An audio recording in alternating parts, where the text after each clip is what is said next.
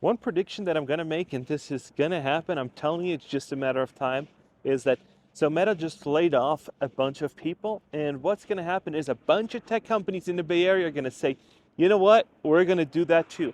And once there's a trend like that, it's almost like cancer. It's going to spread to all of the tech sector and it's going to come back. And then it's going to end with Meta, and then Meta's going to say, oh, we're going to start hiring people again. And then everybody else is going to start hiring people again. So what is going on? So Meta said we're going to label everybody that hasn't been that we're going to let go as non performer, and then we're just going to get rid of them. So it's going to be really interesting to see what they're going to do, because Dell just said if you're close enough to an office, you're going to come back. And they're saying we're not so fan of hybrid work, so we're going to get rid of it, so you're going to come back 5 days. Federal government, the same way. So the next 4 years, we can make a pretty good picture where this is going. In office, all the time, DEI, in the trash. This is not what we're looking for. And we're just going to keep steamrolling with whatever they're thinking right now of come back to the office, the good old days of being remote and getting coffee at 10 o'clock and coffee badging. Those days are done. They're starting to be like, we need productivity, we need to be profitable. These free money train is over. And today we're also going to answer some of you guys' questions, because there's so many people that have good questions, just didn't have the time to do it because we're running the school community. I'm trying to win the school games next semester or next quarter, so we're working really hard on that. You can check the school community out if you've been let go. It's free to join. We'll give you resources, and yeah. So let's answer some of the questions that we got going on. So let's see what the first one is, because you guys have really good questions. So first question is, 5 days ago, I applied a job for a bank. They invited me to do an online screening. After finishing the screening, which took me 2 hours at least because it wasn't easy, had super tricky questions and puzzles, sent me an email today saying the position no longer exists. Like, why do they post a position in the first place?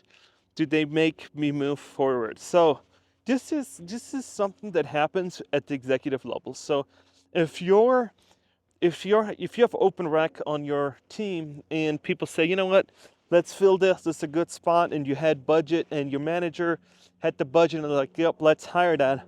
And then there's something up on top that hasn't come down yet. Then they're going to say, you know what, either we put an internal candidate in, or they got somebody else that they've already promised a position to, and then you as the new candidate couldn't do it because you didn't have an internal referral. Your case wasn't that strong, and then they just said, oh, we're going to do that differently. So there could be a few different things, but yeah, that's why it is so crucial that you actually network and not just randomly apply over the website and do these tests, and then all of a sudden then they're like, you're done. Because it's just sad when that happens. And now we're going to just steamroll right into the next question, because this is the next one that I'm going to talk about. My network has been useless. So let me ask you this. What have you been contributing to your network? Have you been helping? Have you been interacting? Have you been posting? Have you been providing any value at sort? And if so, what was that value? Because if you're just going to go and so let's say you want to provide me with value. How would you do that? And would you just go and like my video? Or do you go and actually be like, yo, I joined his free group, it's amazing, and post it to somebody else? That is providing free value. Or did you repost a position of mine that I had when I was hiring, and you said, hey, this is a really good dude to work for, he's really nice, and you've reposted that? How did you provide value? And there's a lot of you guys that don't necessarily understand what it means to provide value. Just because you're out there putting yourself out there doesn't mean that you're gonna provide value. How you do it is you gotta perceive something that somebody else sees as value. If I'll tell you that I'll give you my job search course with 101s and everything for free, but you're not job searching, that's not really value, is it? It is to me because it's my time, my effort, and everything else, but it's clearly not to the person when you're not job searching, right? So the same thing went today, where somebody of my followers was like begging me to take this meeting. They're like, please please jump on. I said, nah, I can't do it. And then they're like, come on, please, I've been unemployed for 6 months. And then I said, great, let's meet. Would have met today. And then they just, no show, no call, no show. So now I'm always like, and then I get burnt. And so that's why I normally don't offer free consultations, because most of the time it's just some stuff like that. They beg, they cry, they complain. And then when it's time to actually show up, and I would have given them free resources and anything else, they just don't show up, right? And so you can't help them if they don't advocate for themselves, right? So here we go, another one. I'm an industrial mechanic, high voltage electrician. I specialize in controls. There is no such thing as lack of work, even in the worst parts of the world, blah, blah, blah, economy. Of course, if you start a company or work for people, I make the same money or hugely more, but I'm still tearing on my health daily. $1 million is not that hard, but determined on the body is. That's the curse. Sales is everything, really. Even when trying to sell a friend on the idea of spending a day with you, they have to spend something, and time is the ultimate money. You don't escape sales, so get good at it. And this is what I always tell people. This is, nothing's free. Even my community that I have, my school community that I have right here, that I say is free, it is not really free. You gotta participate, and you gotta join and put in the time and the effort, because I cannot do the job search for you. I just give you the right tools, and you can't just go in and say, you know what, I'm just gonna sit and do nothing and just let this come to me. That's a full-blown service. That would be tens of thousands of dollars if we did everything for you and you just showed up for the interview. But I give you all these resources, so what is it required on your end? You gotta perform. You gotta use the resources. You gotta be active. You gotta basically grab your destination and say, this is where I'm gonna go, and march towards it, because it's gonna require action. And I feel like Americans only do action when it's right at the verge of bankruptcy, of something else, and then it's like, okay, now I need to go. Now I need to do something, like kick it into high gear, because without that, let's wait, let's kick the can down the road, let's just move on. And yeah, I've been doing it like this forever, so let me just continue doing it. But once the clock hits 5 before midnight, then all of a sudden, oh shit, my credit cards are about to be full and I don't have any more money. So I'm gonna be really, really screwed. So what do? I need a job. So let me go see if I can find help.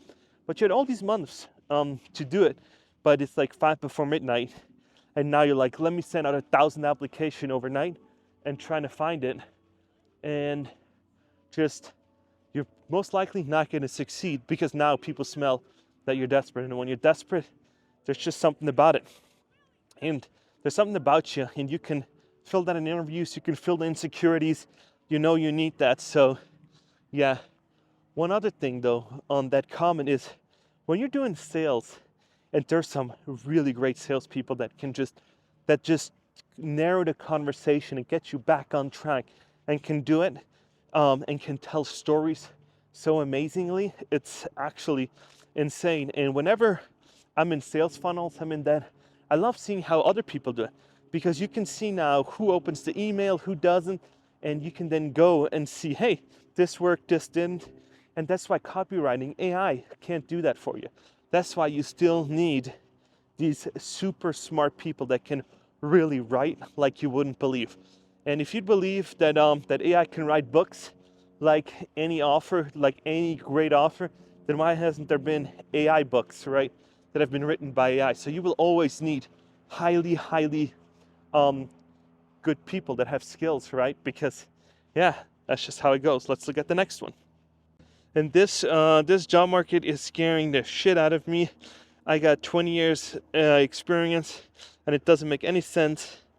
You could be likable with a resume written by Ray Brainy, but there's too many job seekers and jobs. And then somebody else said the job market is insane. It will be interesting to see what businesses do with the tax cut money. will they use to hire more employees or invest in AI and make themselves more productive? So what I think is that people that have money to do that, they're going to invest into efficiency. But the cycle is, if you don't have any money to spend, you can't really scale your company, right? So if you're already like deering on for life and then you got to wait for tax seasons, you got to do all this other stuff, it's going to be really difficult, and it's going to be quite some time to see till all that money basically hits circulation, right? Because gas prices are still high. Unemployment is, I think, way too high. I think they're lying on the numbers because it should be probably about 8%, like 2008, 2009. They just calculate differently with all this other stuff.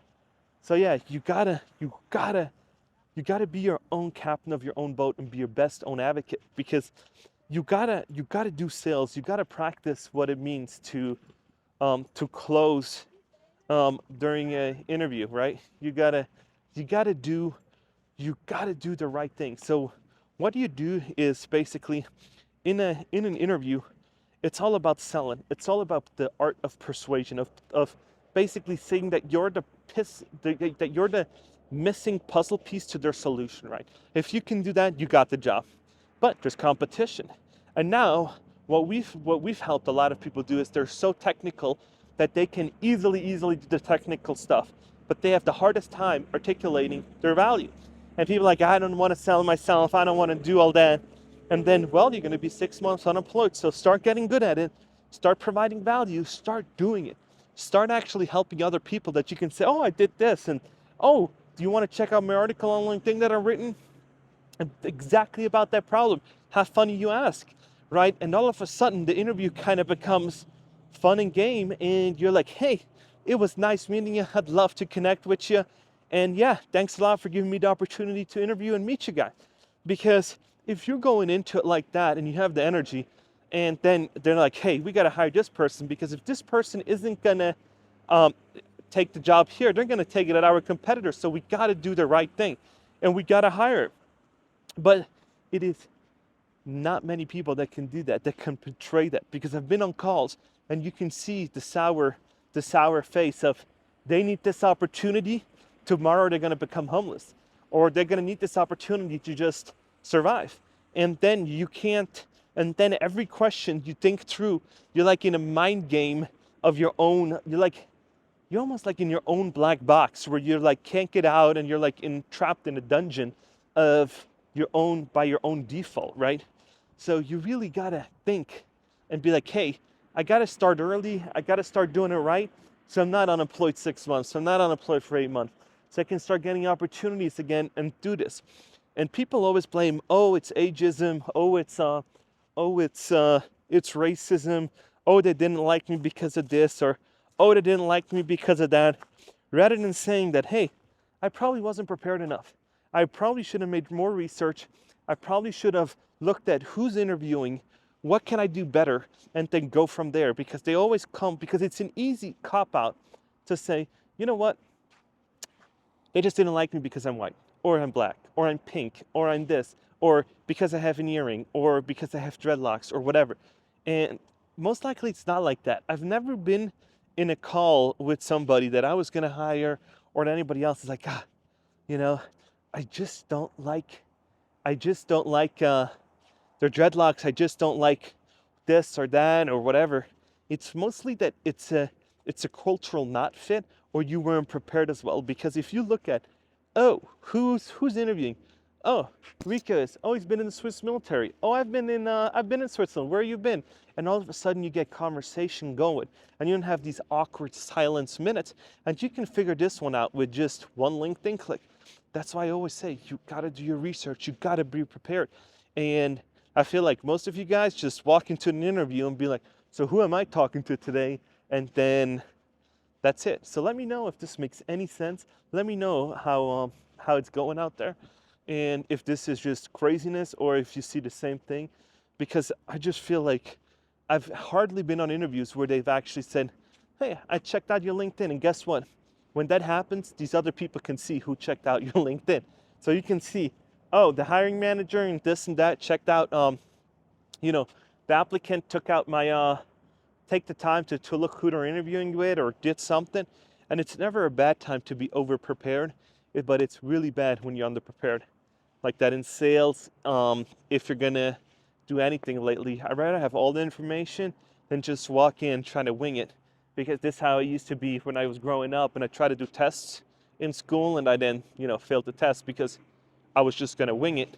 And now we're at the real life version of basically prepping, and now it pays off with a paycheck.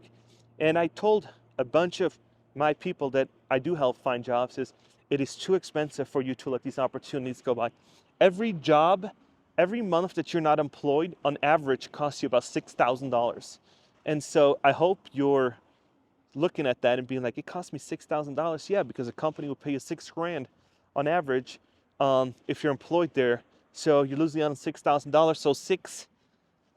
So 6 months at $5,000, that's a pretty hefty paycheck you're losing out. And how are you funding this? You're taking it from your retirement, compound interest. So you've just basically costed yourself actually hundreds of thousands when you look over the whole lifetime of your career, right? Because you didn't take any help, you didn't want to do something, and you thought you're the shit. But hey, who can I blame?